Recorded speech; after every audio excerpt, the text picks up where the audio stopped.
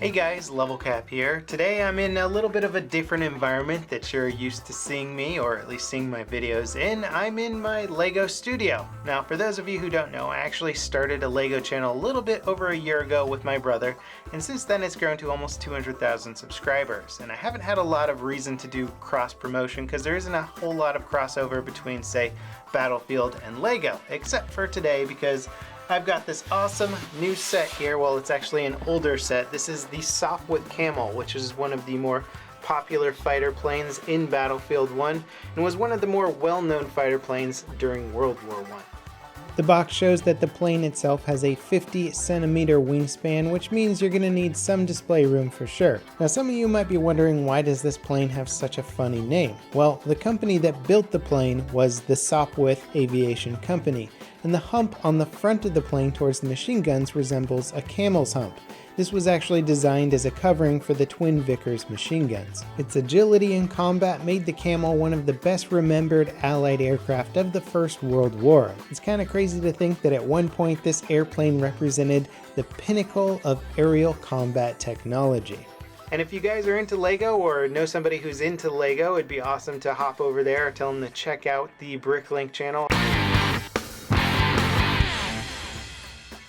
I'll put a link for that in the video description. Any subs or views are appreciated. So without further ado, let's check out this Lego build.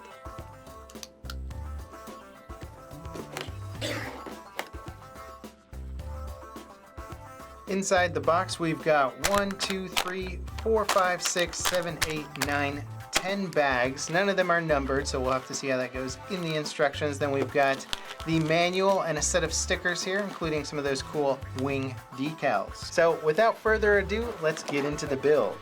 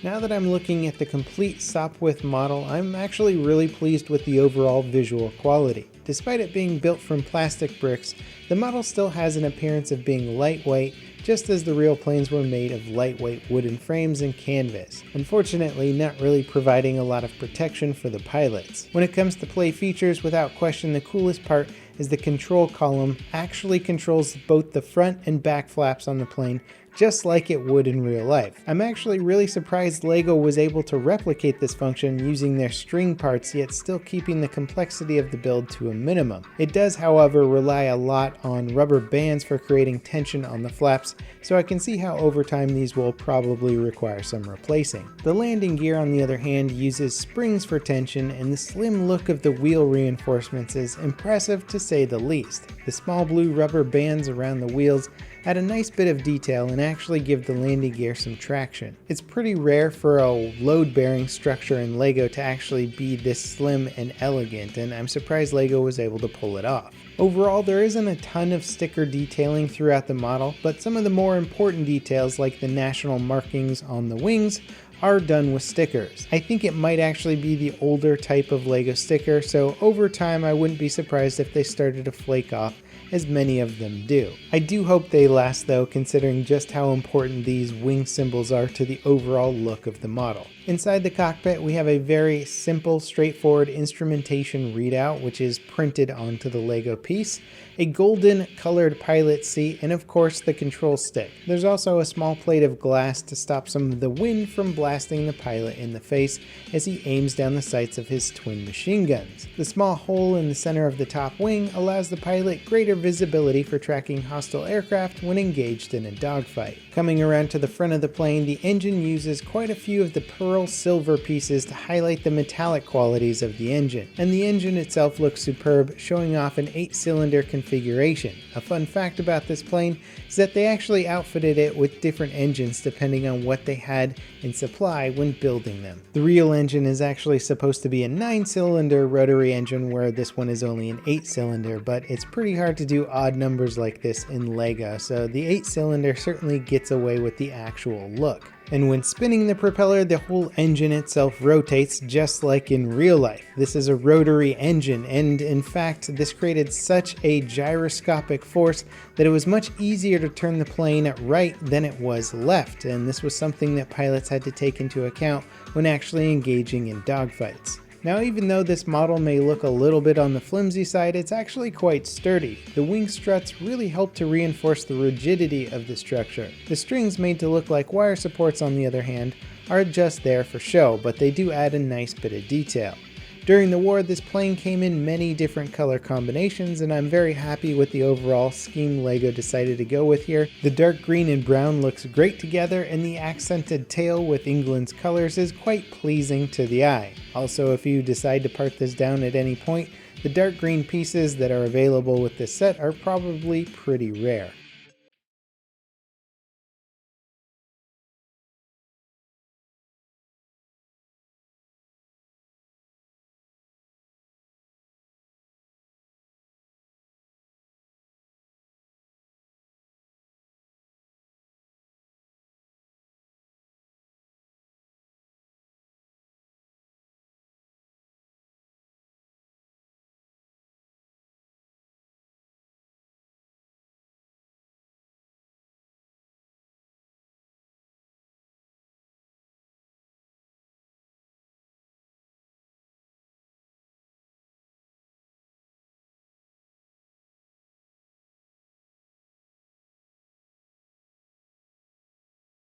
So that wraps it up for this LEGO Sopwith build. I am really happy and impressed with the overall build quality of this model, especially the fact that the joystick controls all the flaps on the wings and on the tail. It's really cool and pretty detailed overall. It definitely fills that niche of the World War I LEGO sets that I've been kind of looking for, and this is the only official LEGO one, aside from like a triplane that's even older than this one, that I could actually find. So if you guys haven't checked out my Brick Vault LEGO channel yet, go check it out. There's a link in the video description. And as always, thanks for watching. I'll see you next time. This is Level Cap signing off.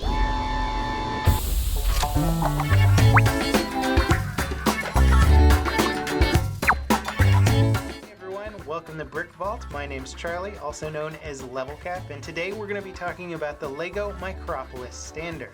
What you see in front of me are several